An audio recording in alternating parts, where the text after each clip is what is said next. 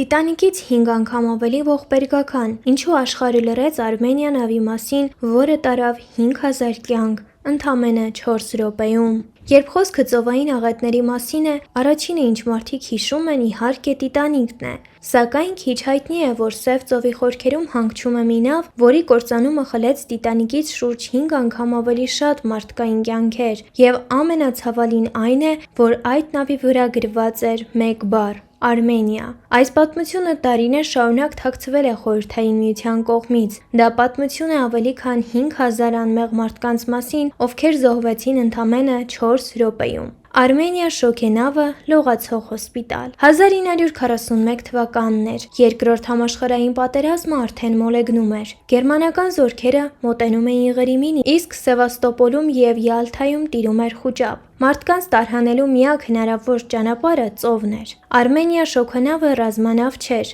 այն սանիտարական տրանսպորտ էր, լողացող հոսպիտալ, որի վրա պատկերված էին կարմիր խաչեր։ Նավի հիմնական առաքելությունն էր փրկել վիրավոր զինվորներին, բժիշկներին, կանանց և երեխաներին։ Նոյեմբերի 6-ի գիշերը նավը լցվեց մինչև վերջ։ Նախատեսված 900 տեղերի փոխարեն, ըստ տարբեր տվյալների, նավի վրա գտնվում էր 5000-ից մինչև 7000 մարդ։ Մարդիկ կանգնած էին տախտակամածին իրար սեղմված, սա նրանց վերջին հույսն էր։ Ճակատագրական հրամանը։ Նավապետ Վլադիմիր Պլաուշևսկին փորձառու նավավար էր։ Նա հասկանում էր, որ ցերեկային ճանապարհը չափազանց վտանգավոր է գերմանական ավիացիայի պատճառով եւ ցանկանում էր դուրս գալ գիշերը։ Սակայն վերադաս հրամանատարությունը պահանջեց նավի շարժը սկսել առավոտյան։ Այդ հրամանը դարձավ մահվան դատավճիռ հազարավոր մարդկանց համար։ 1941 թվականի նոյեմբերի 7-ի առավոտյան ժամը 11:25-ին Արմենիան դուրս եկավ Յալթայից։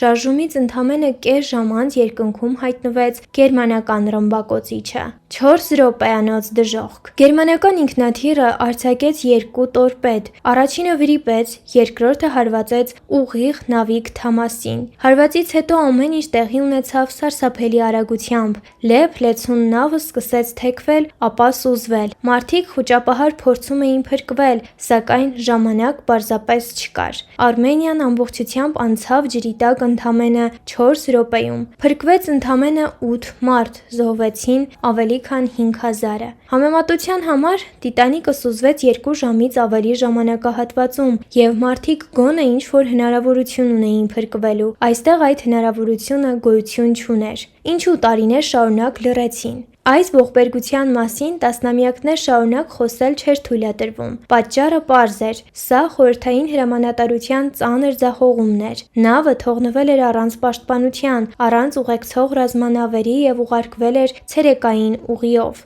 Խորհրդային իշխանությունները չէին ցանկանում ընդունել նման մասշտաբի աղետը և դրա հետևանքները։ Այդ պատճառով հազարավոր մարդկային կյանքեր վերածվեցին պետական գաղտնիքի։ Տասնյակ տարիներ տարբեր հետազոտական խմբեր փորձում էին գտնել Արմենիա նավը։ Նույնիսկ Տիտանիկը հայտնաբերած Ռոբերտ Բալադը մասնակցել էր որոնումներին, սակայն երկար ժամանակ արդյունք չեղավ։ Միայն 2020 թվականին ռուսական աշխարհագրական ընկերության արշավախումբը հայտնաբերեց նավը Սև ծովի հատակին, մոտ 1500 մետր խորության վրա։ Հետազոտական ռոբոտը ֆիքսեց նավի զանգը, որի վրա մինչ օրս հստակ ընթերցվում է մեկ բառ՝ Արմենիա։ Այսօր այդ նավը մնացել է ծովի հատակում, որպես լուռ հուշարձան հազարավոր անմեղ մարդկանց համար, ովքեր զոհվեցին մի նավի վրա, որի անունը կրում էր մեր հայրենիքի անունը։ Այն դարձել է ոչ միայն նավաբեկության վայր, այլև զանգվածային գերեզման, որտեղ կյանքերը ավարտվեցին առանց հրաժեշտի, առանց փրկության,